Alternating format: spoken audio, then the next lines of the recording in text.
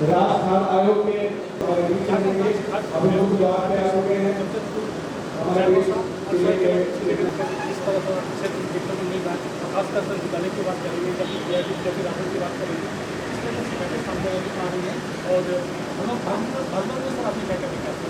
ये देखिए, अमूमन हर जिले की शिकायत एक ही तरह की होती है और यहाँ भी वही शिकायतें थी।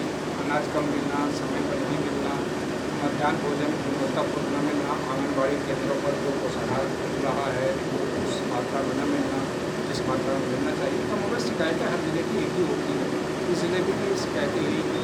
और हम ये मानते हैं कि कमियाँ होना कोई बहुत बड़ी बात नहीं है। कमियों को दुरुस्त करने का प्रयास न करना गलत है और आयोग का प्रयास यही है कि आयोग जिले में जाए, अधिकारियों को उनके कर्तव्य, उनके जिम्मेदारियों के बारे में बताए, लोगों को भी इस बात के लिए जागरूक करे कि वो अपने अधिकारियों के लिए अपनी बात उठाएं। जिले में शिकायत निवारण पदाधिकारी के यहाँ शिकायत दर्ज कराएँ। अगर उनकी शिकायत का निपटारा नहीं होता है या निपटारा संतोषजनक नहीं होता है तो आयोग ने इसलिए व्हाट्सएप नंबर जारी किया है कि सीधे आयोग तक अपनी बात पहुँचाएँ।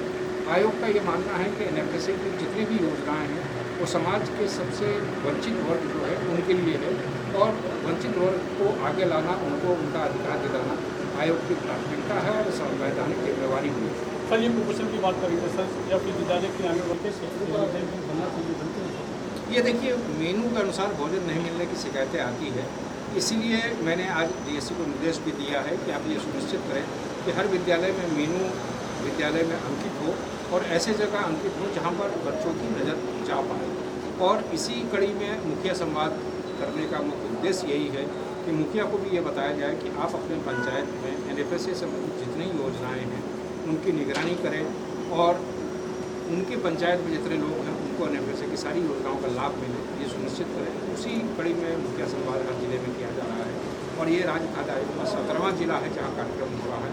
हम राज्य के सभी जिलों में जाकर मुखिया को जागरूक कर रहे हैं, उन्हें ये बता रहे हैं कि उनकी जिम्मेवारी क्या है। सर कई विद्यालय में सर शिक्षक ये भी बताते हैं कि उन्हें मिड डे का पैसा नहीं मिलता, वे उधारी भी जाती हैं, दुकान में पैसा होता है। क्या सर ये मिड डे का पैसा जब भी उसका जो भुगतान किया जाता है समय पर होता है जब भी बकाया? ये इस तरह की जानकारी यहाँ पर संज्ञान में आई है। मैं विभाग के सचिव से इस संदर्भ में पत्राचार करूँगा। अगर कमियाँ हैं, जैसे मैंने पहले कहा कि कमियाँ हैं और इसीलिए आयोग जिले का प्रबंध कर रहा है। कमियाँ नहीं होती तो आयोग रांची में ही बैठा होता। कमियां हैं, लेकिन कमियों को दूर कैसे किया जाए, हम समस्या की चर्चा करने से कोई कुछ विधान नहीं निकलेगा। हम समाधान की चर्चा करें, समाधान की ओर बढ़ें और उसी दिशा में आयोग का ये प्रयास है। मुखिया सर आपने संवाद भी किया, भी किया, किस तरह की मुखिया की बातें सामने आती है? ये मुखिया के संवाद का मुख्य उद्देश्य ये है कि मुखिया को ये बताना कि योजनाएँ क्या हैं, उनमें उनका कर्तव्य क्या है, उन्हें कैसे इन योजनाओं की निगरानी करनी है, कैसे लोगों को जागरूक करना है। मुखिया को एक महत्वपूर्ण कड़ी के रूप में आयोग देख रहा है, क्योंकि आयोग ये जानता है कि हम राज्य की एक एक जनता से सीधा संवाद नहीं कर सकते हैं। इसलिए हमने मुखिया को एक महत्वपूर्ण कड़ी माना है कि मुखिया के माध्यम से आयोग हर व्यक्ति को जागरूक कर पाए, हर व्यक्ति को ये बता पाए कि उनके अधिकार क्या है, अधिकार प्राप्त करने के तरीके क्या हैं। इस दौरान सर कोई अधिकारी को ऐसा लगता है कि अधिकारी में जो कार्य होना चाहिए वो अपनी सही तरीके से ये देखिए, कमियां तो हर व्यक्ति में है, हमें भी कमी है। मैंने कल भी कहा था कि अगर कमी है तभी हम मनुष्य हैं, हम परिपूर्ण हो जाते तो ईश्वर की श्रेणी में आ जाते हैं। कमी होना कोई अपराध नहीं है। कमियां पाई गई, लेकिन कमियों को दुरुस्त करने के प्रति आयोग को आश्वस्त किया गया और आयोग आश्वस्त है। और अगर आश्वस्त करने के बाद कार्रवाई नहीं होगी तो फिर आयोग अधिकारियों पर कार्रवाई करेगा।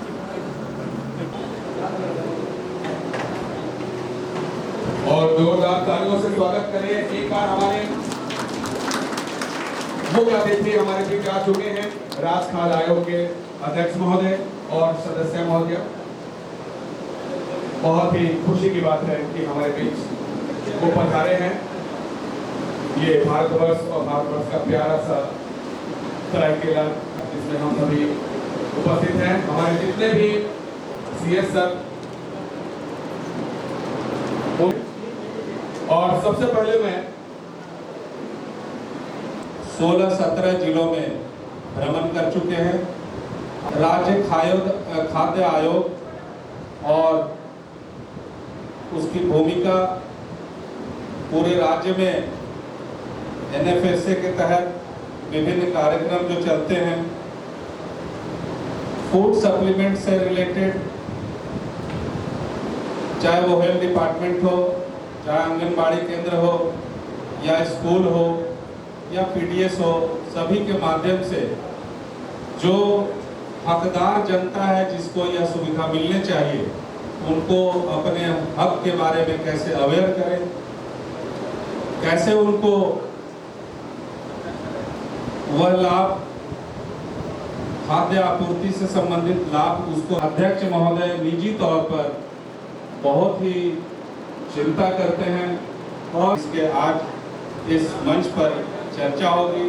आज इस अवसर पर उपस्थित हमारे जितने भी मुखिया भाई बहन आए हैं, उन सब का मैं बहुत बहुत स्वागत करता हूं और उम्मीद करता हूं कि आज के इस सेशन में अध्यक्ष महोदय की मौजूदगी में कार्यक्रम से संबंधित जो पदाधिकारी गण हैं, उनके माध्यम से भी आज हम लोग इस बात में शायद थोड़ा सफलता प्राप्त कर सके कि जो कम्युनिकेशन गैप अभी भी कई क्षेत्रों में है, वह हम लोग उसको पाट सके और इसके सबसे सशक्त और अच्छे माध्यम हमारे मुखिया भाई बहन हो सकते हैं। ऐसी ही सोच हमारे अध्यक्ष महोदय की है, माननीय सदस्य महोदय की है और इसी अपेक्षा के साथ आप सबको यहाँ पर आने का कष्ट करना पड़ा है। हमारे जो लाभुक गण हैं, जो आम जनता है, जिनको इन योजनाओं से सरोकार है, आपका सीधा उनके साथ संवाद होता है, आप उन्हीं के बीच रहते हैं और उनके बीच आपका अच्छा आपके साथ एक अच्छा कम्युनिकेशन हम लोग सेटअप करें। इन सब चीज़ों में विगत सालों में जिला स्तर से जो भी प्रयास हो सके हैं, उन प्रयासों में गुणात्मक सुधार आज राज्य खाद्य आयोग के विजिट के बाद निश्चित रूप से हमको भविष्य में परिलक्षित होगा, देखने को मिलेगा, ऐसा मेरा पूरा विश्वास है।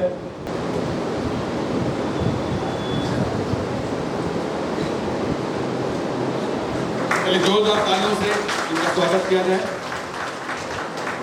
और इसके बाद मैं DSW मैडम से गुजारिश करूंगा कि हमारे राज्य खाद्य आयोग की सदस्य उन्हें पौधा देकर स्वागत करें। जोरदार तालियां।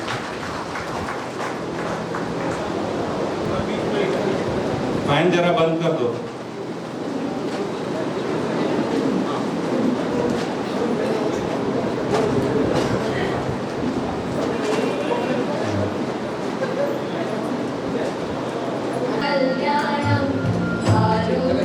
जोरदार तालियों के साथ इस कार्यक्रम का आगाज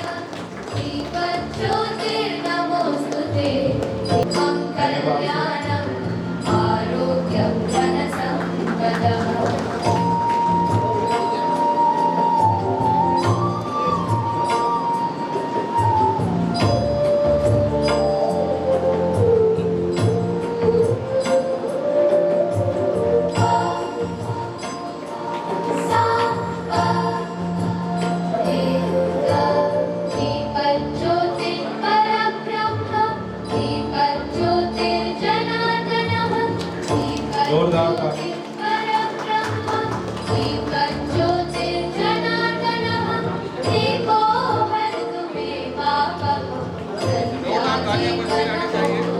बैठ जाए, पीछे कैमरा लगा हुआ है, जिनके लिए कार्यक्रम कर रहे हैं वो हमारी प्राथमिकता है। मैं क्षमा प्रार्थना के साथ ये बात कर रहा हूँ, आप लोग बैठ जाए, आप लोग बैठ जाए, आप लोग बैठ जाए। बैठ के अगर काम हो पाता है तो ठीक है, नहीं तो मुझसे बाद में भी संवाद कर सकते हैं। मैं आप लोगों को जितना समय चाहेंगे उतना समय दूंगा। सबको मेरा जोहार। अब मैं अपनी बात शुरू करूं उससे पहले मैं आप लोगों को एक बात बताना चाहता हूं। डीजीआरओ साहब ने अपने संबोधन में ये कहा कि ये जिला पिछड़ा जिला है, यहाँ के लोग सीधे हैं।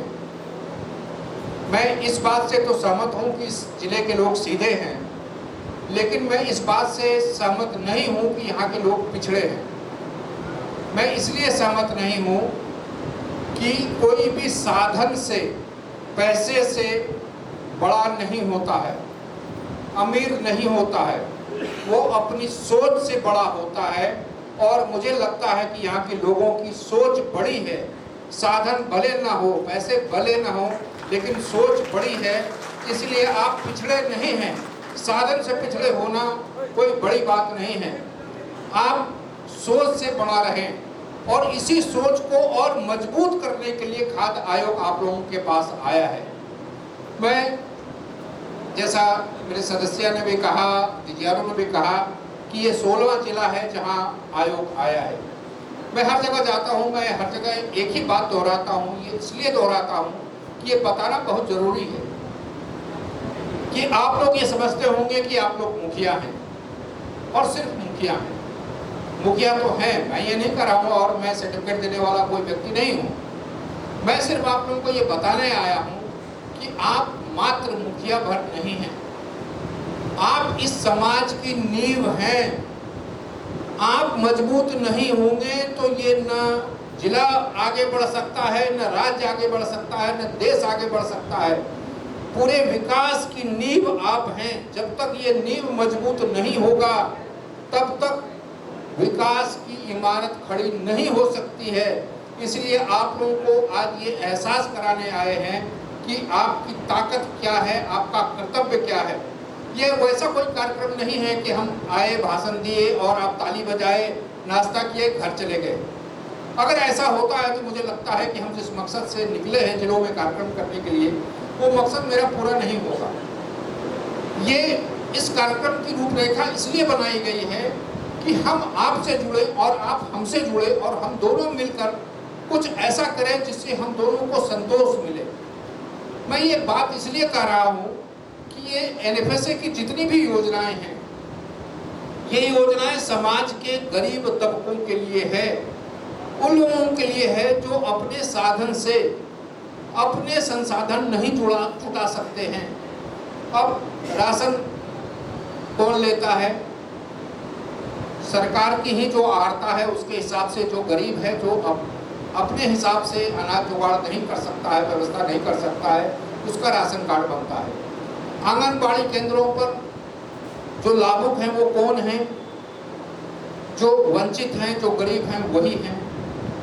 मिड डे मील जो दिया जाता है वो सिर्फ भोजन नहीं है, वो एक पौष्टिक भोजन है, ताकि अगर बच्चों को घर में पौष्टिक आहार नहीं मिल रहा है, नहीं मिल पा रहा है, तो सरकार के माध्यम से उसे पौष्टिक आहार दिया जाए ताकि वो कुपोषण के शिकार न हो पाए। इसलिए जैसे सिविल सर्जन साहब ने बताया एमटीसी केंद्र क्या है, कुपोषण उपचार केंद्र क्या है, वहाँ पर क्या होता है कि बच्चों का इलाज होता है। मतलब आप भी ये समझ रही हैं, या यही समझाने हम आए हैं कि एनएफएसए की जितनी भी योजनाएं हैं वो समाज के सबसे जो वंचित लोग हैं, जो हमसे पीछे रह गए हैं, और हम लोगों की जिम्मेवारी है कि उनको पीछे न रहने दिया जाए, उनको भी समृद्ध बनाया जाए, उनको भी कुपोषण मुक्त बनाया जाए, उनको भी इस संकट से निकाला जाए कि उनको खाद्यान्न का अभाव ना हो। ये हम सबकी जिम्मेवारी है। और ये एक बात मैं हर जगह कहता हूँ, यहाँ भी कह रहा हूँ कि अगर आप लोग ये सोच रहे हैं कि अधिकारी हैं, अधिकारी की ये जिम्मेवारी है, अधिकारी करेगा, हमको क्या मतलब। कई लोगों के ये भाव रहता है। मैं भी गांव में ही पढ़ा बड़ा हूँ, मुझे भी गांव की संस्कृति के बारे में जानकारी है। ये अमूमन धारणा होती है, अरे हमको क्या मतलब है, छोड़ो ना, वो है ना, वीडियो देखेगा, BLW देखेगा, ये देखेगा, हमको क्या मतलब। यहीं पर आपको ये बताने आए हैं कि मतलब आप ही को है, आप ही को मतलब रखना चाहिए। ये इसलिए कह रहा हूँ कि आज जितने अधिकारी यहाँ बैठे हैं, आज इस जिले में हैं, कल इस जिले में नहीं रहेंगे, लेकिन आप लोग इस जिले से नहीं जा सकते हैं। आपका अपने समाज से जन्म जन्मांतर का संबंध है। जब तक सृष्टि रहेगा तब तक समाज रहेगा, और तब तक आपका उस समाज से संबंध रहेगा। अधिकारी अपने कर्तव्यों का पालन नहीं करेंगे, इनका कुछ नहीं बिगड़ेगा। आप अपने कर्तव्यों का पालन नहीं करेंगे, आपका समाज खराब होगा और आज की पीढ़ी ही नहीं, आने वाली पीढ़ी आपको कोसेगी कि कैसा मुखिया हुआ था कि हम लोगों को न भोजन उपलब्ध करा पाया, न हम लोगों को कुपोषण मुक्त करा पाया। इसीलिए मैं ये कहता हूँ, बार बार कहता हूँ, और ये कहना जरूरी है कि आपको अपना अधिकार चाहिए, अपने पंचायत को लोगों को अधिकार दिलाना है तो आवाज़ आपको उठानी होगी, बात आपको उठाना होगा। आपको संघर्ष करने की जरूरत पड़े तो संघर्ष कीजिए। आपको खाद्य आयोग की शिकायत करनी हो, आलोचना करनी हो, आप कीजिए। आपको न डरना है न रुकना है, क्योंकि मैं एक बात हर बार कहता हूँ कि अनजाने में हुई गलती को गलती नहीं कहा जाता है। जब जानबूझकर गलती की जाए तो उसी को अपराध कहा जाता है। अगर मान लीजिए आज से पहले तक आप लोग चुप थे, खामोश थे, अपने अधिकारों के बारे में नहीं जानते थे, तो मैं इसे चूक मानूंगा कि आप जानकारी के अभाव में अपनी बात नहीं उठा रहे थे। लेकिन आज के इस कार्यक्रम के बाद अगर आप शिकायत नहीं करते हैं, अधिकारियों पर लोगों का अधिकार देने के लिए दबाव नहीं डालते हैं, तब मैं ये समझूंगा कि उस अपराध में आप भी शामिल हैं, क्योंकि अब आपको जानकारी है फिर भी आप चुप हैं। इसलिए अनजाने में की गलती, अब भी मैं जैसे एक उदाहरण जिलों में भी देता हूँ, जैसे कई हमारी बहनें माँ बैठी हैं, कई भाई भी बैठे हैं।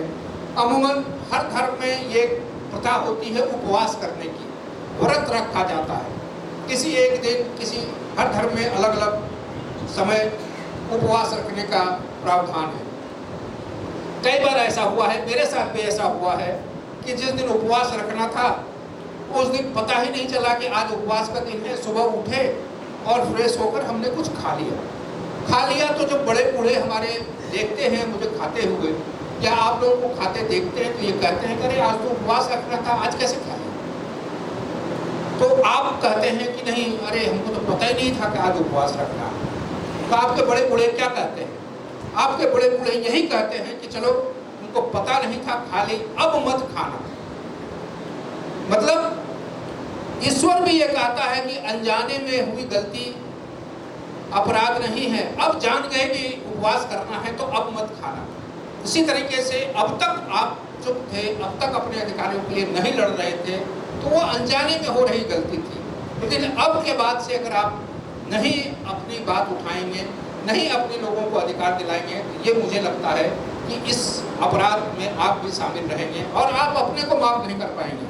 देखिए, आपको कोई क्या कहता है इससे मतलब नहीं है।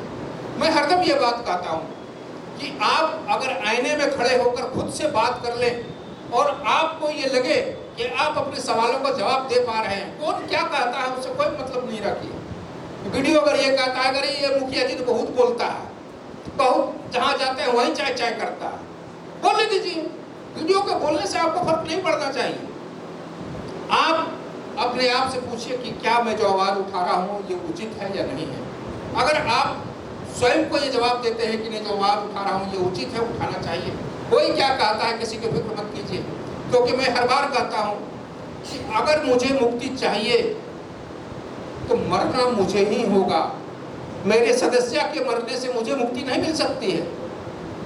मुझे अधिकार चाहिए तो मुझे ही लड़ना होगा, दूसरे मेरे हिस्से की लड़ाई नहीं लड़ेंगे। इसलिए हर व्यक्ति को अपने हिस्से की लड़ाई लड़नी होगी। लड़ाई का मतलब हम ये नहीं करेंगे डंडा लेके, हथियार लेके लड़ाई लड़ना है। लड़ाई लड़ने के संवैधानिक तरीके हैं, प्रक्रियाएं बनी हुई हैं, कैसे कौन सा अधिकार लेना है, उसको पाने के क्या तरीके हैं। जैसे जिले में जिला शिकायत निवारण पदाधिकारी है, वहाँ शिकायत कीजिए, वो नहीं सुनते हैं तो अब खाद्य आयोग में शिकायत कीजिए। खाद्य आयोग नहीं सुनता है, मेरे खिलाफ अदालत चले जाइए, लेकिन रुकिए मत, क्योंकि जिस दिन रुक जाएंगे वो आपका समाज आपको माफ नहीं करेगा। मैं बार बार कहता हूँ कि आप लोगों के पास कई तरह के फंड आते होंगे, आपको नाली बनाना है, पुलिया बनानी है, कई तरह के जिम्मेवारी आपको है।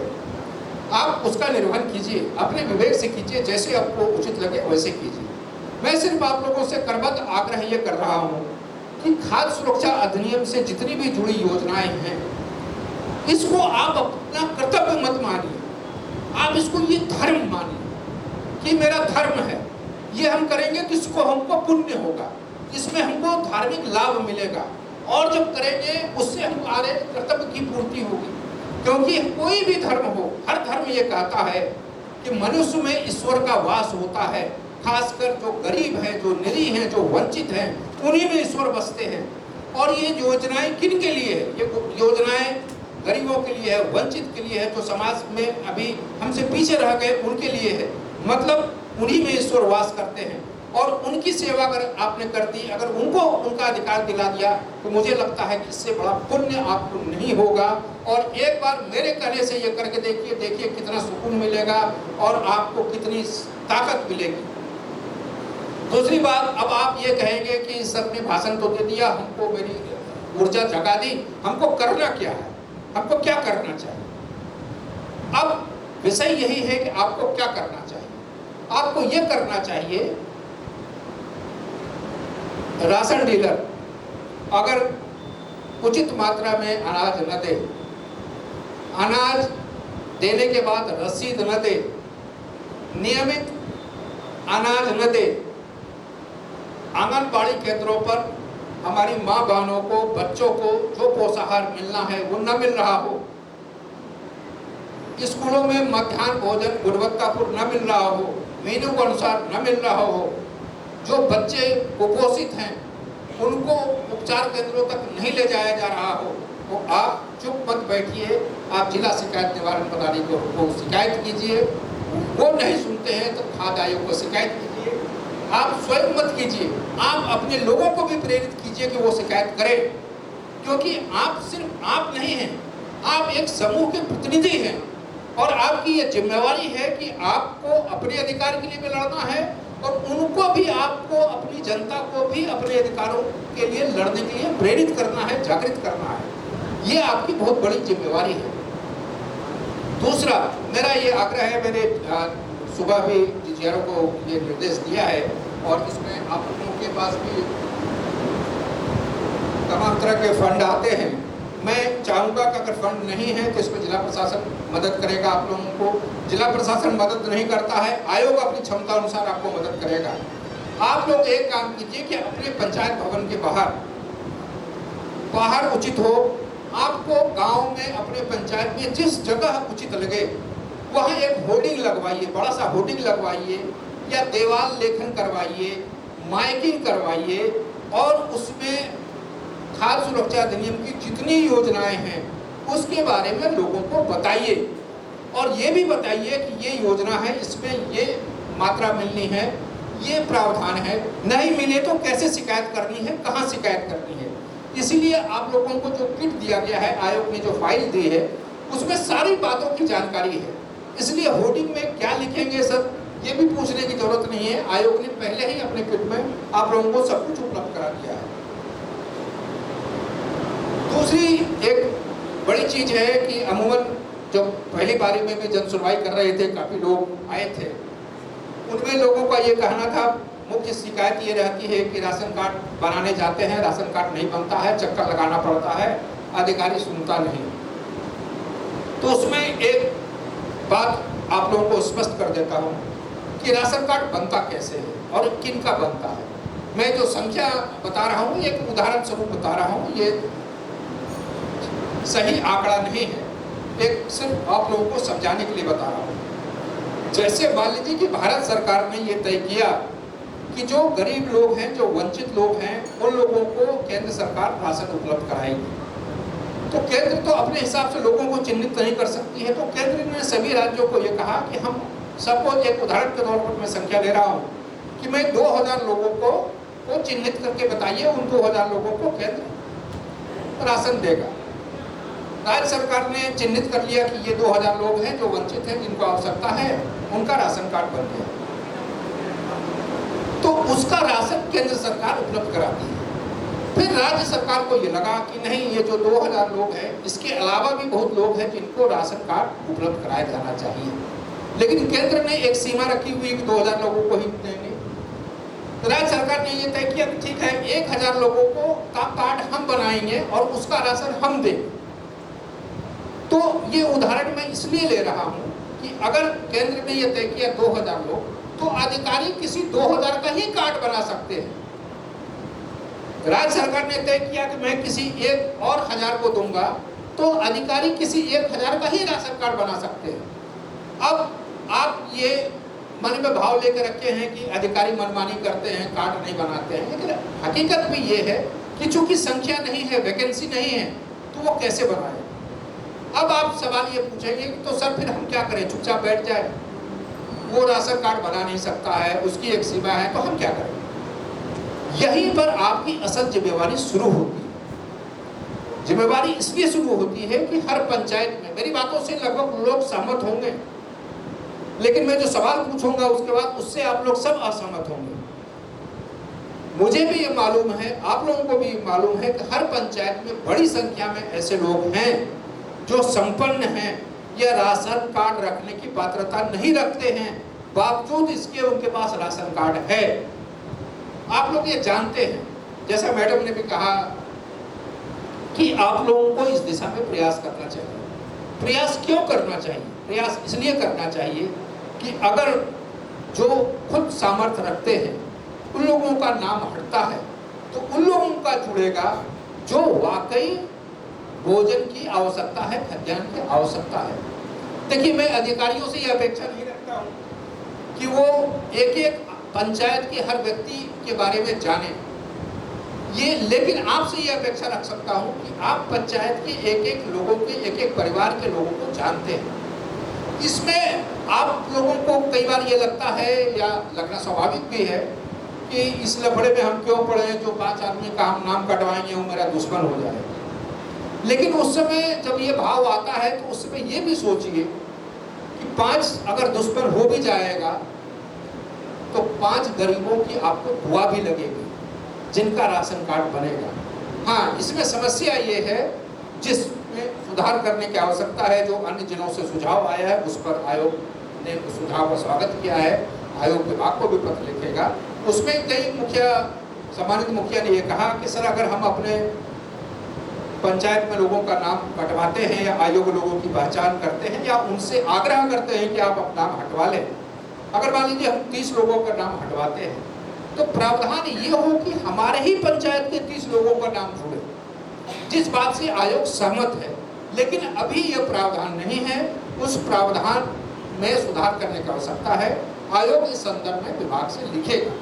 लेकिन जब तक नहीं होता है, अगर हम मान लिए कि आपके पंचायत के लोगों का नहीं जुड़ा, दूसरी एक सुझाव ये भी आया था जिससे भी आयोग सहमत है कि नाम जोड़ने की प्रक्रिया में ग्राम सभा की अनुशंसा को महत्वपूर्ण स्थान दिया जाए, जिस बात से हम सहमत हैं।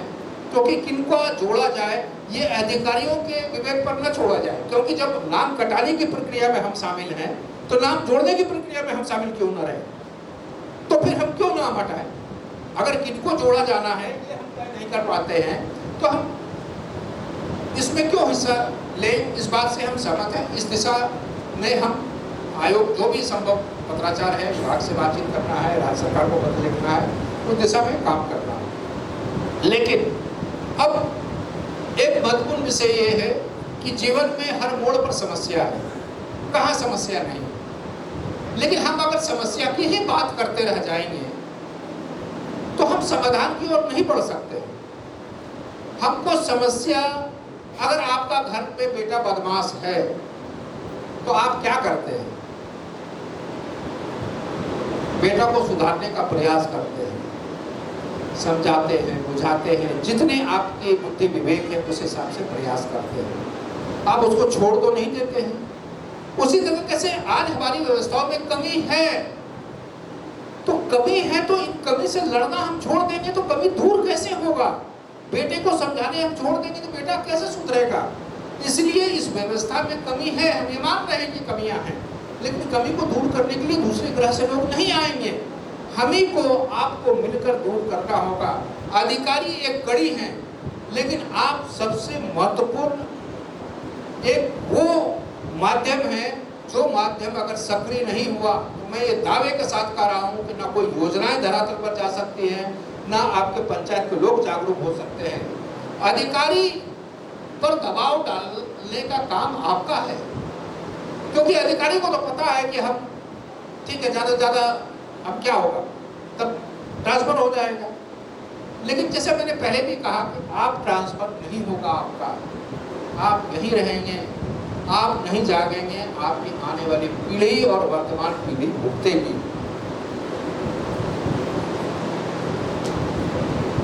दूसरी एक महत्वपूर्ण बात, मैं बात करने से पहले अपनी एक बात कहूँ कि जो भी राशन डीलर हैं, वो कुछ लोग हमसे मिलते भी हैं, मिले भी हैं, उनकी अपनी समस्याएं हैं, उनके अपनी शिकायत हैं। आयोग उनके शिकायतों, उनकी समस्याओं से वाकिफ है और मैं ये मानता हूँ कि डीलर भी हमारे ही भाई बंधु हैं, हमारे समाज के लोग हैं। उनको उनकी समस्याएं दूर करना भी आयोग की जिम्मेवारी है।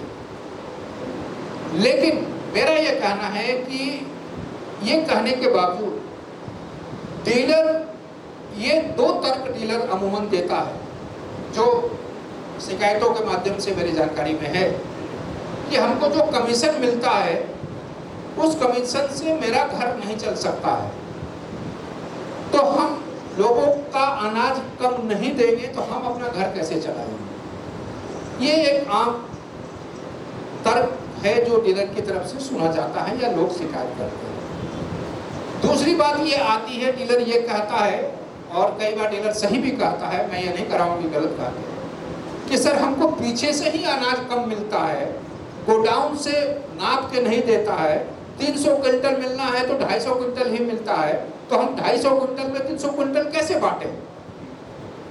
तो उन डीलर को आप लोग ये कहिए कि तुम अनाज पीछे से कम क्यों लेते हो, तुमको 250 क्विंटल दिया जाता है तो 300 क्विंटल पे साइन क्यों करते हो, तुमको शिकायत करने से किसने रोका है। डीलर को भी प्रेरित करिए, वो अधिकारियों के खिलाफ शिकायत करे। अगर कोई अधिकारी मिला हुआ है तो वो तब तक उसका भंडा नहीं फूटेगा जब तक कोई शिकायत नहीं करेगा। एक कहावत है कि बिल्ली के गले में घंटी बांधेगा कौन, जब तक नहीं बांधिएगा तो बिल्ली दूध पीते रहेगी, आप देखते रहिए। घंटी बांधनी होगी, इसलिए आप लोग आगे आइए, बिल्ली के गले में घंटी बांधिए, तभी दूध बचेगा, नहीं तो दूध हमारा खत्म हो जाएगा। लोग दूध पीते रहेंगे, हम बैठकर तमाशबीन बने रहेंगे। इसलिए आप लोगों को ये बताने आए हैं कि, और दूसरा तर्क जो डीलर देते हैं कि मेरा घर नहीं चलता है, उस डीलर के प्रति सहानुभूति रखते हुए मैं ये कह रहा हूँ, उस डीलर से ये पूछिए कि जब आपने राशन डीलर की डीलरशिप ली तो क्या सरकार आपके दरवाजे पर आई थी आपको डीलरी देने के लिए, या आपने आवेदन किया था, आपने सरकार से आग्रह किया था हमको डीलर बनाया जाए। नंबर 1।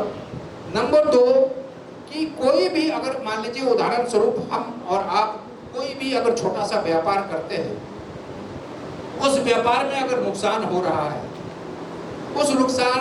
उस व्यापार से मेरा घर नहीं चल रहा है, तो क्या हम उस नुकसान की भरपाई के लिए लोगों की पॉकेटमारी शुरू कर दें, और पॉकेटमारी करते हुए पुलिस पकड़ ले तो क्या हम पुलिस को ये तर्क देंगे कि नहीं सर हम जो व्यापार कर रहे थे उसमें नुकसान हो गया इसलिए पॉकेटमारी कर रहे थे, नहीं पॉकेटमारी करेंगे तो भूखे मर जाएंगे, तो क्या पुलिस आपको छोड़ देगी? क्या ये तर्क स्वीकार कर लिया जाएगा? नहीं किया जाएगा। इसीलिए डीलर को ये कहिए कि अगर आपको नहीं पोसाता है तो आप डीलरी छोड़ दीजिए, लेकिन जब तक आप डीलर हैं तब तक आपको उन प्रावधानों का पालन करना होगा जो प्रावधान सरकार ने तय किए हैं। इसलिए डीलर की भी, क्योंकि जब हम हर जिले में मुखिया संवाद कर लेंगे उसके बाद डीलरों से भी संवाद हम करेंगे, डीलरों की भी समस्या जानेंगे, डीलरों की भी समस्याएं दूर कैसी हो उस दिशा में प्रयास करेंगे। आयोग जो संभव प्रयास है वो करेगा, लेकिन जब तक वो डीलर है तब तक उनको इस बात की छूट नहीं दी जा सकती है कि वो तर्कों का सहारा लेकर जो लाभुक है उनको उनके अधिकार से वंचित करें। दूसरी बात एक आप लोगों को जानकारी दे दूं कि पिछले साल आयोग ने जो राज्य के विभिन्न जिलों में जो डीजीआरओ ने बेहतर काम किया था उनको आयोग ने पुरस्कृत किया, सम्मानित किया, और ये इसलिए किया कि डीजीआरओ को भी ये एहसास रहे कि आयोग की नज़र उन पर है, अच्छे काम करने वालों की तारीफ की जाती है, पुरस्कृत किया जाता है, और जो अपेक्षा अनुसार या जिन मापदंडों पर आयोग अपेक्षा रखता है उन मापदंडों पर खड़े नहीं उतर सकता है तो उन्हें आयोग समय समय पर अपने हिसाब से दंडित भी करता है। उसी तरीके से आयोग ने ये तय किया है कि आयोग राज्य भर के सभी जिलों के 3 मुखिया को हर साल 9 दिसंबर को जो आयोग का स्थापना दिवस होता है उसमें पुरस्कृत करेगा। और पुरस्कार के मापदंड जो बनाए गए हैं वो कमोबेश वही बनाए गए हैं जो मैंने आज कहा कि कौन मुखिया अपने पंचायत में खाद्य सुरक्षा अधिनियम की योजनाओं को लागू करने में अपनी भूमिका निभाते हैं। एक महत्वपूर्ण बात छूट गई और डीएसओ ने भी छोड़ दिया कि अब आप ये कहेंगे कि सर हम इन योजनाओं की निगरानी कैसे करें, मेरा अधिकार क्या है। हम आपके कहने से चले जाएंगे और लोग कहेंगे तुम कौन हो, तुमको किसने अधिकार दिया। तो आप लोगों को किट में भी इस बात की जानकारी दी गई है और मैं ऐसे भी बता देता हूँ कि हर पंचायत में मुखिया निगरानी समिति, कहीं उसको सतर्कता समिति कहा जाता है, उसके पदेन अध्यक्ष होते हैं। आपको निगरानी करने की जिम्मेवारी है, आपको प्रोसीडिंग बनाने के अधिकारी की जिम्मेवारी है, आपको उस प्रोसीडिंग को, उस बैठक की कार्रवाई को अधिकारियों को प्रेषित करने, और अधिकारी अगर आपकी अनुशंसा को नहीं मानते हैं तो आप आयोग को शिकायत करें। मतलब आपको संवैधानिक और वैधानिक अधिकार है आप निगरानी समिति के अध्यक्ष होने के नाते। इसलिए निगरानी समिति का गठन हो गया है आपके जिले में, ये सो हो गया है क्या?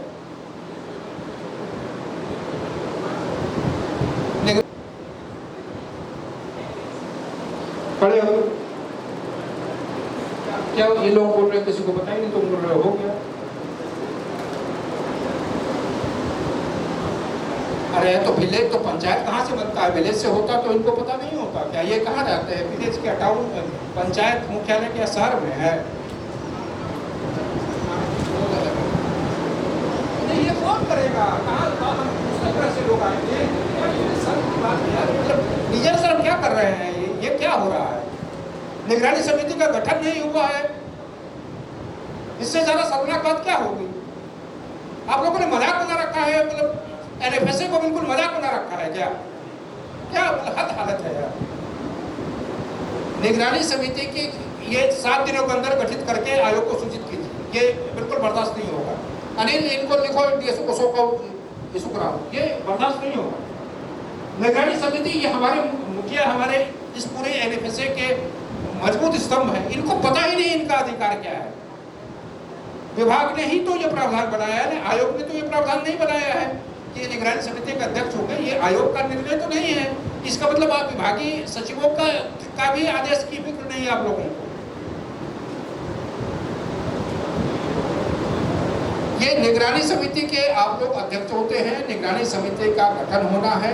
ये डीएसओ साहब ये 7 दिन के अंदर हर प्रखंड में कहिए कि वीडियो कैंप लगाएगा, सतर्कता समिति के गठन और उसके कर्तव्य और कैसे काम करना है, क्या करना है, इसकी जानकारी देंगे।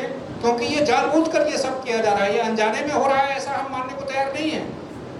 क्योंकि लोगों को उनका अधिकार बताओ नहीं तो कि जो गड़बड़ियां हो रही है उसको पर्दा ढकने का मौका मिल जाए।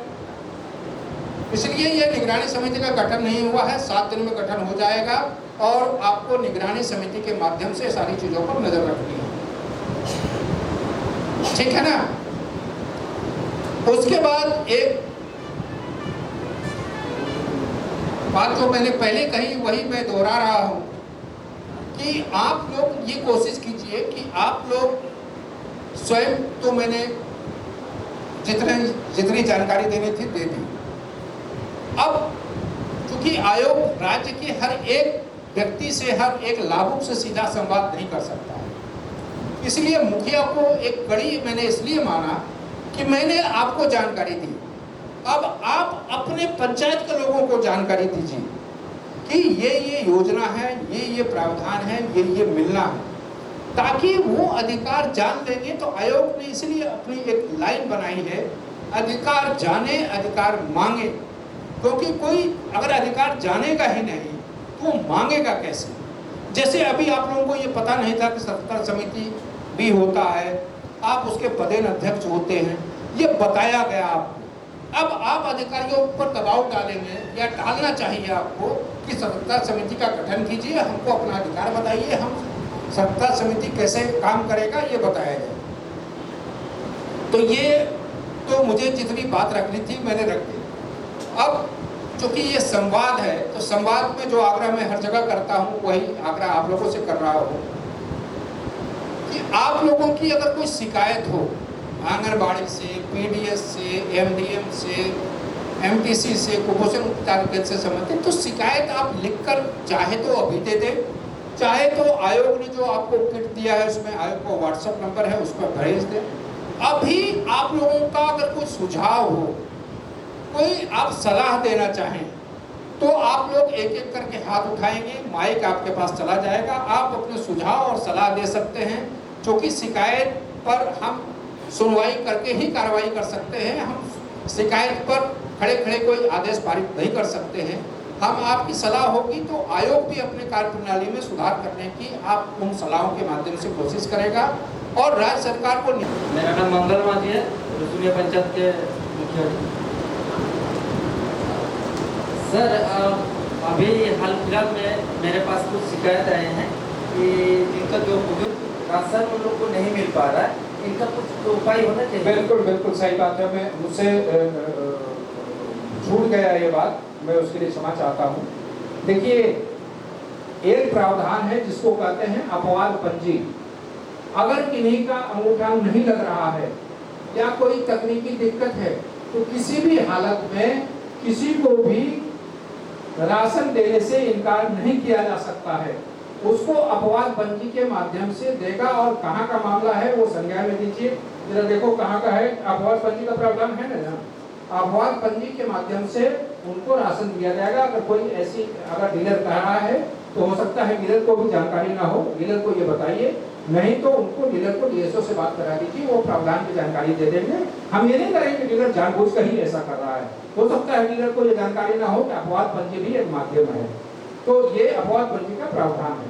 और दूसरी एक महत्वपूर्ण बात छूट गई, जो सबसे महत्वपूर्ण बात है, डीएसओ ने हालांकि बात बताई लेकिन पूरी विस्तार से नहीं बताई, कि जैसे हमने पहले आप लोगों से ये चर्चा की कि सवाल हो सकता है आपसे हमसे नहीं पूछा, लेकिन आप स्वयं से एक सवाल आपके मन में आ रहा होगा कि अगर राशन कार्ड नहीं बने तो क्या हम अपने लोगों को मरने छोड़ दें, फिर क्या करें उनके लिए, हम क्या करें, अपने घर से खिलाएं। ये सवाल आपके मन में आ रहा हो, उसी के लिए एक प्रावधान किया गया है जिसको कहते हैं आकस्मिक निधि कोष। वो क्या है, हर पंचायत को 10,000 रुपए उपलब्ध कराए जाते हैं। और अगर उपलब्ध कराए नहीं गए हैं तो वीडियो को कहिए और वीडियो को कहिए मेरे अकाउंट में ट्रांसफर करो। वो 10,000 रुपए की राशि इसलिए होती है कि अगर कोई व्यक्ति जिसको आहारता रखता है या राशन कार्ड है भी और किन्हीं कारण से राशन नहीं मिला, या जिनके पास राशन कार्ड नहीं है उसको खाद्यान्न के अभाव में उसके मर जाने की संभावना है, ऐसे लोगों को तत्काल आप वो 10,000 रुपए की राशि से एक निर्धारित मात्रा में 10 किलो, कितने 10 किलो है जी, 10 किलो खाद्यान्न, वो गेहूं खाता है, चावल खाता है, जो भी खाने वाले व्यक्ति हैं, आप बाजार मूल्य पर खरीद कर उसको उपलब्ध कराएंगे। और वो खर्च करने के बाद आप जब 10,000 रुपए खर्च हो जाएंगे, आपके खत्म हो जाएंगे, तो आप जो आपने खर्च किया है उसका पूरा विवरण वीडियो को देंगे, उसको सत्यापित वीडियो करेगा, उसके बाद फिर आपको राशि उपलब्ध कराई दी जाएगी। मतलब ये आकस्मिक हथियार कोष वो राशि नहीं है जो एक बार आपने जैसे और योजना में आता है कि इस साल लैप्स हो जाएगा, ये राशि लैप्स नहीं होगा। अगर खत्म होगा तो आपको और राशि उपलब्ध कराई जाएगी। इसलिए ये महत्वपूर्ण, इस चीज की भी आपको जानकारी रखनी चाहिए। मतलब कुल मिलाकर ये समझिए कि खाद्य सुरक्षा अधिनियम का जो मूल मंत्र है वो ये है कि किसी भी परिस्थिति में किसी की मौत खाद्यान्न के अभाव में नहीं होनी चाहिए और किसी भी परिस्थिति में समाज का कोई व्यक्ति कुपोषण का शिकार न हो। ये सरकारें योजनाएं बना सकती हैं, लेकिन अधिकारी को क्रियान्वित करना है और आपको निगरानी रखना है। आप निगरानी नहीं रखेंगे, अधिकारी लापरवाही अगर बरतते हैं तो उनको सचेत नहीं किया जा सकता है। सरकार ने योजनाएं बनाई हैं, उन योजनाओं की निगरानी आपको करनी है। आप नहीं करेंगे, आपका समाज खराब होगा। अब और किसी का कुछ सलाह हो तो सुझाव हो तो जी माइक दे दीजिए हमको। सिद्धेश्वर जी को प्रखंड खरसवां से आपूर्ति विभाग में एमओ साहब को हम बुलाए थे डीलर के यहाँ रिवंजा पंचायत में कार्तिक चंद्र दास के यहाँ, जो डीलर जिसको 6 यूनिट है 30 किलो अनाज देना चाहिए, वो 7 किलो चावल दे रहा था। और मुखिया जी देखिए, मैंने तो अपनी बात हिंदी में कही, मैंने अंग्रेजी में तो संबोधित किया नहीं। आपको शिकायत है तो लिख कर दीजिए, आपको सुझाव सलाह है तो दीजिए। मैं आप शिकायत कर रहे हैं, आप शिकायत का स्वागत है, लेकिन लिखित तौर पर। मैंने पहले ही ये बात कही, उसके बाद भी आप वही बात कर रहे हैं। हम एमओ साहब को बुलाए थे। अरे भाई मेरे, आप एमओ साहब को बुलाए थे, मैं बात मान लिया। पूरी सार ये है कि आपकी शिकायत आप लिख के दीजिए ना। मैं कहाँ कर रहा हूँ कि शिकायत पर सुनवाई नहीं होगी। मैं मौखिक तौर पर आदेश नहीं दे सकता हूँ। मैंने पहले ही कहा, मेरी भी एक सीमा है, मेरी भी एक परिधि है, मेरे लिए भी एक्ट है, मेरे लिए भी नियमावली है। हम कैसे कार्रवाई करेंगे, कैसे सुनवाई करेंगे, उसकी एक परिधि है, उसकी एक सीमा है। इसलिए मैंने कहा कि आप शिकायत लिखित तौर पर कीजिए, उस पर सुनवाई होगी, उस पर कार्रवाई होगी। आपकी जो बातें हैं, आपको जो क्लिप दिया गया है उस पर व्हाट्सएप नंबर है। आपको सुझाव हो कि उस परिस्थिति में क्या किया जाना चाहिए, तो आप सुझाव हो तो दीजिए। धन्यवाद। और कोई?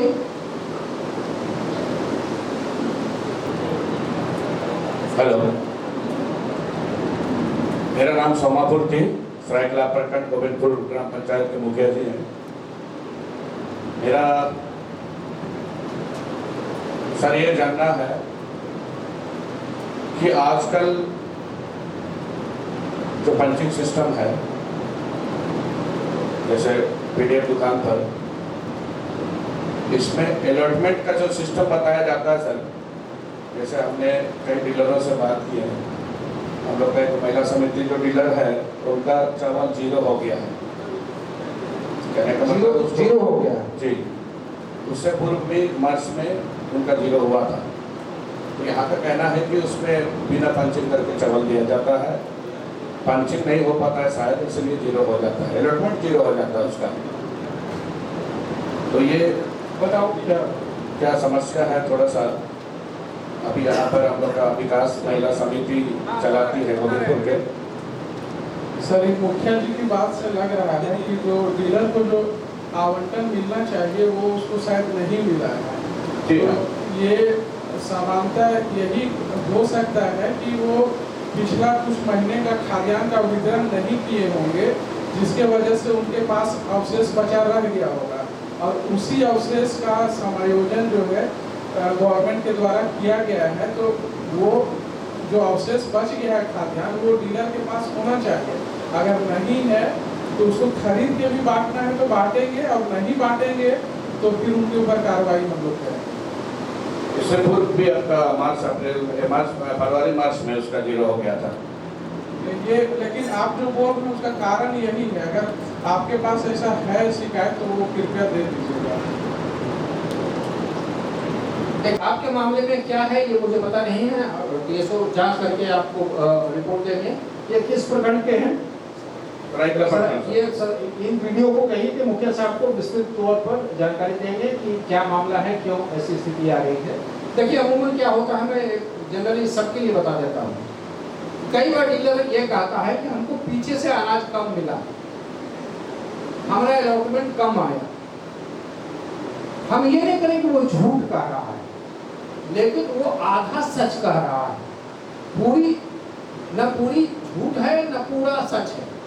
वो कैसे आधा है, वो ऐसे है कि अगर मान लीजिए कि उदाहरण स्वरूप उसको 50 क्विंटल अनाज आया इस महीने में, उसने 40 क्विंटल बांटा तो 10 क्विंटल बच गया, जिसको अवशेष कहते हैं। तो 10 क्विंटल जो बच गया तो अगली बार जो आएगा तो उसका 10 क्विंटल माइनस करके आएगा, क्योंकि 10 क्विंटल उसके पास बचा हुआ है। तो वो ये नहीं बताता है कि हमारा कम इसलिए आया कि 10 क्विंटल बचा हुआ है।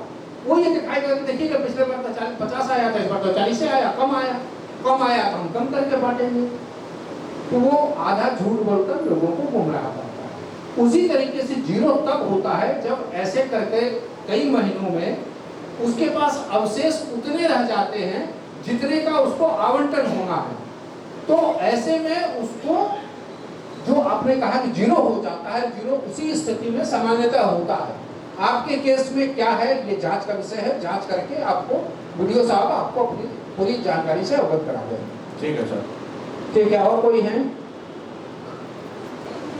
मेरा नाम अविरानंद मुखिया पंचायत चिंतिया। मेरा कहना है सर, जो आंगनबाड़ी में जो बच्चा लोग को जो मिलता है खाना, उसका टाइमिंग 1 बजे से 8 बजे से 1 बजे तक बताया गया, लेकिन इसमें से सुबह का नाश्ता, मध्यावधि और मध्याह्न जो मध्याह्न भोजन होगा वो किस किस टाइम में होगा? प्लीज सब लोग बताइए। तो 3 टाइम का भोजन है, उसमें सुबह जैसे 8 बजे से खुलता है तो एक टाइम टेबल बनाया हुआ है कि सुबह 8 से 9 कुछ खेल कूद कराया जाएगा, 9 से 10 के बीच उसको सुबह का नाश्ता दिया जाएगा, सूजी का हलवा, और उसके बाद फिर 1 घंटे कुछ एक्टिविटी करा के फिर वो मूंगफली और गुड़ दिया जाएगा, और 12:30 बजे उसको फिर खाना दिया जाएगा, और 1 बजे फिर केंद्र बंद हो जाएगा। ओके मैडम, इससे नहीं कहना चाहिए था, लेकिन मेरे मन में आया था, हम कह रहे हैं तो जिला शिक्षा विभाग से है कि हम लोग जो खाना तो उसको पौष्टिक मिलना चाहिए, ये स्वाभाविक है, लेकिन सर हम एक तो स्कूल में घूमने गया तो बच्चा को दर बार क्लास बाई क्लास बढ़ाते जाता है, लेकिन 2 क्लास 3 क्लास बच्चे को रीडिंग नहीं आता है। बहुत दुख का बात। क्या नहीं आता है? रीडिंग पढ़ने। ये देखिए मेरे अधिकार क्षेत्र में नहीं है। जी आपको नहीं बोलना चाहिए था, हमारा पदाधिकारी है। मैं उसके आपको अपनी बात उठाने के लिए कई मंच है, उन मंचों पर आप उठाई, मैं इस पे कोई चर्चा नहीं कर सकता। जी, और कोई है? सभी को जवाब। मेरा नाम राघव सिंह मुंडा, पातपुर पंचायत मुख्य।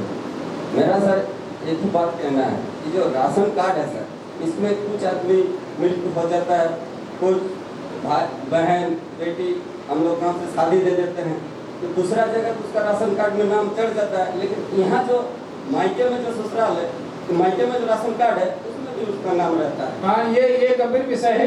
ये प्रवर्तन सर सरल प्रक्रिया में होना चाहिए, और जो आदमी मृत्यु हो गया उनका नाम कटना चाहिए। जो गाँव से बाहर हम शादी ये देखो, मैंने दूसरे जिले में भी कहा है कि जोड़ने में जो प्रक्रियात्मक प्रक्रिया है वो हम समझते हैं, डिलीट तो यार तुरंत हो जाना चाहिए। डिलीट पे क्योंकि ये शिकायतें आयोग तक शिकायत आती है कि मेरा नाम डिलीट नहीं हो रहा है।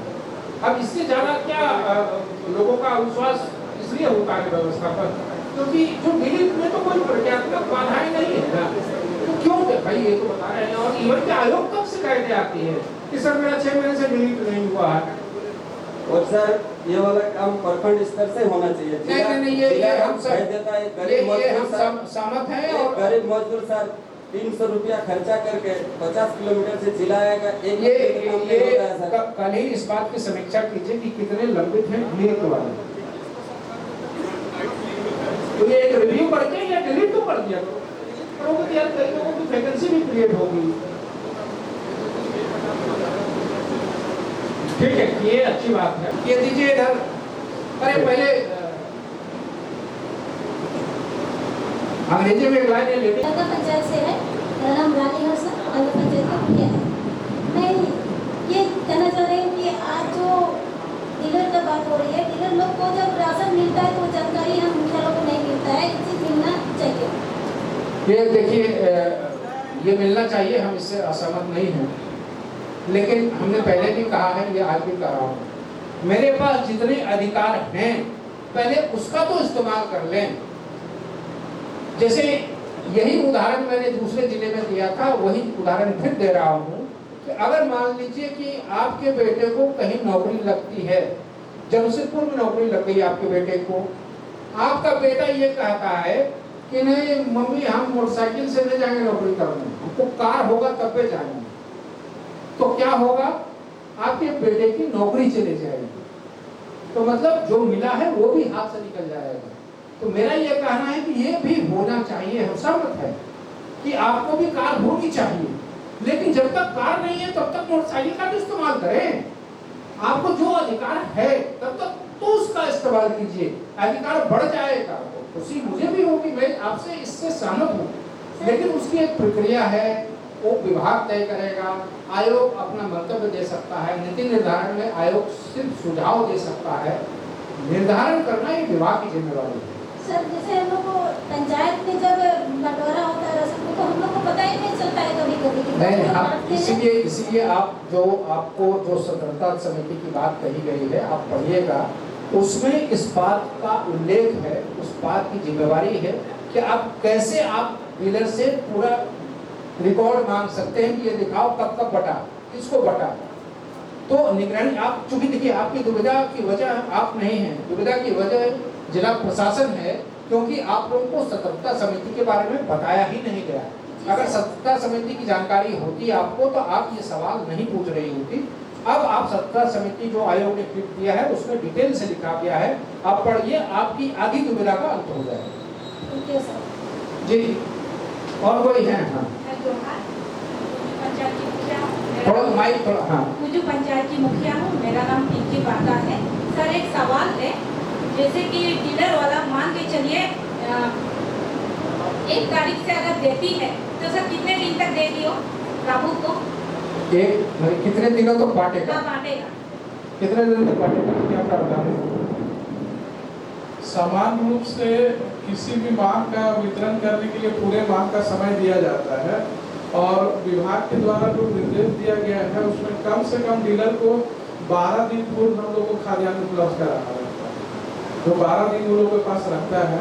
किसी कारण से अगर विभाग अगर खाद्यान्न उपलब्ध कराने में विलम्ब करती है तो उसके लिए अलग से सूचना अवधि का विस्तार किया जाता है। जैसे अभी आप लोग को अगस्त माह का वितरण हम लोग का लेट प्रारंभ हुआ खाद्यान्न लेट मिलने के कारण, तो अगस्त माह का वितरण अभी जो है 30 सितंबर तक चलेगा। सर ऐसे भी होता है कि 29, 30, 31 को बांट के फिर बोला जाता है कि खत्म हो गया। नहीं, वो देखिए खाद्यान्न उसको हम लोग को 12 दिन पहले तक उपलब्ध कराने का जिम्मेवारी रहता है, तो 12 दिन उन लोग के पास रहता है वितरण करने के लिए। और अगर आप जो कह रहे हैं बात समझ गए, अगर ऐसा डीलर कहता है तो वो गलत करता है, उसकी शिकायत कीजिए, उस पर कार्रवाई होगी। ये अमूमन देखिए क्यों करता है, ये समझिए डीलर ऐसा क्यों करता है। 20-25 तारीख को अनाज आ गया, बोलेगा 5 दिन के बाद आना, 7 दिन के बाद आना, करते करते वो 30-31 तक ले जाता है। 2 दिन 30-31 बांटता है, 10-20-50 लोगों को देता है, उसके बाद महीना बदल जाता है तो उस महीने की पूरा अनाज वो गायब कर देता है। तो होता यही है। तो ये आप लोगों को शिकायत कीजिए इस बात की, तभी सुधरेगा। जैसे मैंने कहा ना, बिल्ली के गले में घंटी बांधिए, खाली बिल्ली को देखते मत रहिए, घंटी बांधिए, उठिए और बांधिए घंटी। जी बताइए।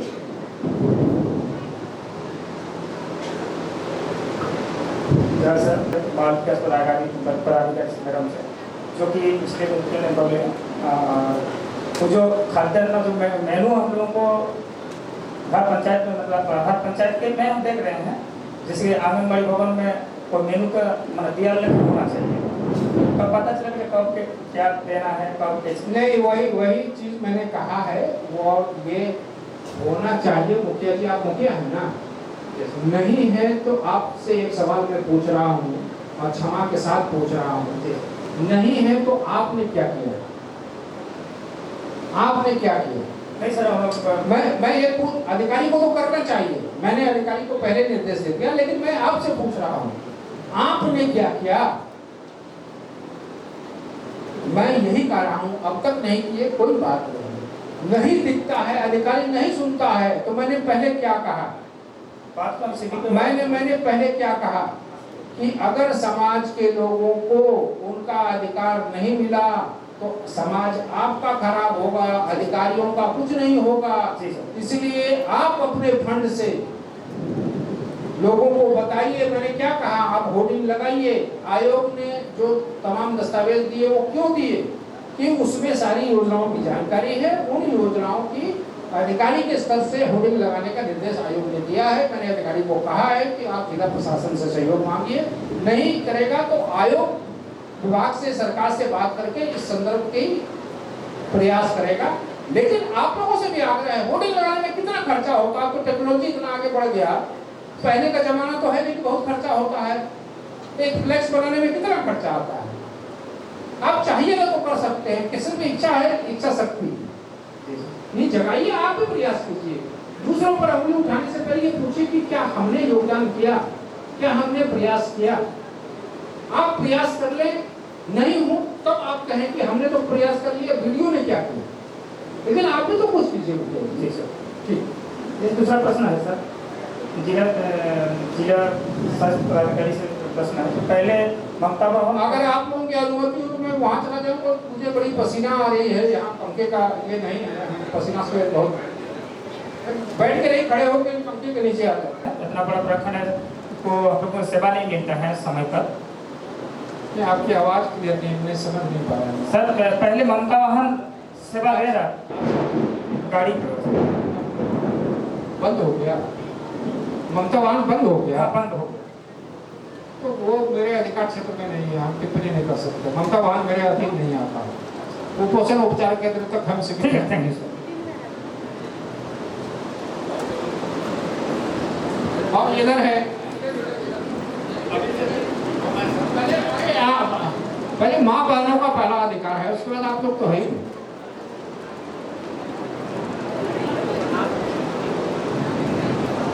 आराम सर, मैं ऊंचाई प्रखंड छोटा से कोई पंचायत की मुखिया हूँ। हमारे पंचायत के अंदर एक चंपत है, तो चंपत गांव में रायसिंदरी गांव को भी मिलता है राशन। बहुत बड़ा गांव है, वहाँ पंचिंग करने के लिए नेटवर्क पकड़ता ही नहीं है। वो लोग को पंचिंग करने के लिए 5-6 किलोमीटर दूर जाना पड़ता है। तो भी एक सप्ताह पहले से ही पंचिंग करेगा, उसके बाद ही राशन मिलता है। तो वो लोग का कहना है कि अगर हम लोग को ऐसे मैनुअल मिले तो थोड़ा सा नहीं। देखिए, मैनुअल हर जगह तो नहीं दिया जा सकता है। मैनुअल अपवाद, इसलिए उसका नाम रखा गया है अपवाद पंजी। ये जो दिक्कत है, ये सिर्फ आपके पंचायत की दिक्कत नहीं है, राज्य ये दिक्कत है। तो ये इन दिक्कतों का निवारण सरकार कर रही है। कई टावर लगाया जा रहा है, ग्लोबल स्पेशल लगाया जा रहा है, तो दिखते हैं। लेकिन ये पंचिंग नहीं हो रहा है या नेटवर्क नहीं है तो राशन देने से मना नहीं कर सकता है। जो आपकी शिकायतें हैं, ये जरा सा ये लिख लो, कहाँ का है, क्या इसमें कर सकते हो। जी इधर थे कोई। हाँ, मेरा नाम करम सिंह मुंडा, रघुड़ी पंचायत के मुखिया। हमारे रघुड़ी पंचायत के जो पीडीएस दुकान है, जो कि तीन मौजा का दूसरे मौजा में राशन मिलता है, जो कि 10 से 12 किलोमीटर दूर पर है। क्योंकि बहुत दिक्कत होती है सिंगल परिवार को जाने में, इसीलिए अगर वहाँ के महिला समिति को पीडीएस दुकान के लाइसेंस दिया जाए तो बेहतर होगा सर। लाइसेंस आयोग नहीं दिला सकता है, ना आयोग की इसमें कोई भूमिका है। जी, आपके अगर किसी लाभुक को अनाज नहीं बनवा सकते हैं, ये आयोग के अधिकार क्षेत्र में नहीं है। ठीक। दूसरी बात है सर, वही नेटवर्क का बहुत दिक्कत होता है। तो मैंने कहा वो समझ में आ गई, कई दिक्कतें हैं, उन दिक्कतों के समाधान के लिए प्रयास किए जा रहे हैं। लेकिन उसकी आड़ में राशन देने से मना नहीं किया जा सकता है। विशेष परिस्थिति में अपवाद पंजी के माध्यम से राशन दिया जाएगा। ठीक है, थैंक यू सर। ये देखिए उधर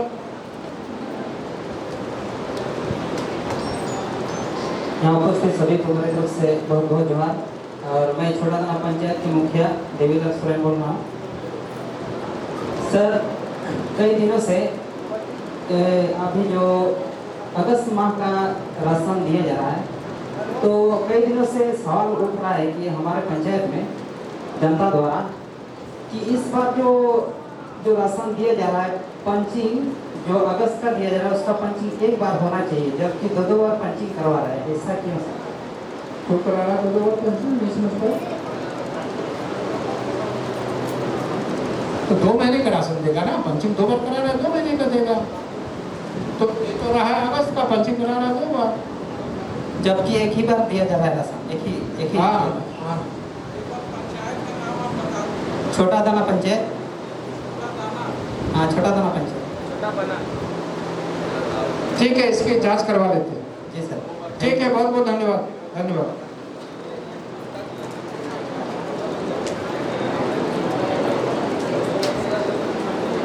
बहुत बहुत धन्यवाद सर।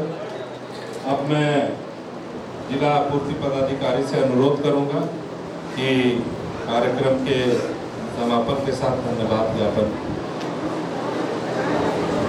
पड़ाव पे पहुंच गए हैं और इस कार्यक्रम को सफल बनाने के लिए सर्वप्रथम मैं झारखंड राज्य खाद्य आयोग के माननीय अध्यक्ष का बहुत बहुत धन्यवाद करता हूं कि आज का जो मुखियाओं का संवाद था वो काफ़ी सफल रहा है और आप लोग को काफ़ी से लाभ मिलेगा। साथ में उपस्थित आयोग की माननीय सदस्य को मैं धन्यवाद करना चाहता हूं कि उन्होंने आपके बीच में काफ़ी बहुमूल्य जानकारी साझा की है।